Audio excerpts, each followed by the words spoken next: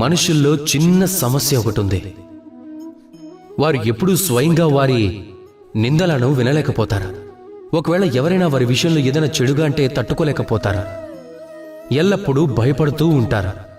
నా చుట్టూ ఉన్న వ్యక్తులు ఒకవేళ నా గురించి చెడుగా ఆలోచించారు కదా, ఒకవేళ ఎవరైనా వారి వెనకాల వారి గురించి చెడుగా మాట్లాడారని తెలిసినా కూడా చాలా బాధపడుతూ ఉంటారు.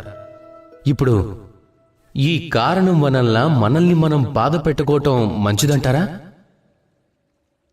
అస్సలు కాదు.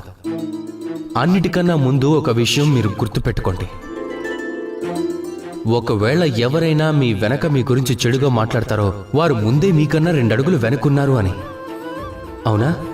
ఈర్ష్య వలన మీ గురించి తప్పకుండా చాలా మాటలు మాట్లాడతారు, కానీ అలా ఉండనే ఉండదు.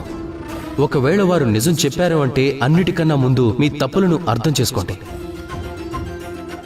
ఆ నిజాన్ని తెలుసుకోండి, ఇంకా ఆ గుణాలను తీసి పారేయండి. ఆ తరువాత చూడండి, మీరు వారికన్నా 2 అడుగులు ఇంకా ముందుకు వెళ్తారు. ఎందుకంటే ఈ జీవితం అంతా కూడా ముందుకు చూస్తూనే నడుస్తూ ఉంటుంది, వెనక్కి చూస్తూ కాదు. వెనక్కి చూడటం అనేది మానేయండి. వర్తమానం ఏదైతే ఉందో దాన్నే చూడండి. భవిష్యత్తు ఏదైతే ఉందో, అది మీ లక్ష్యం ఏదైతే ఉందో దాన్ని సాధించండి.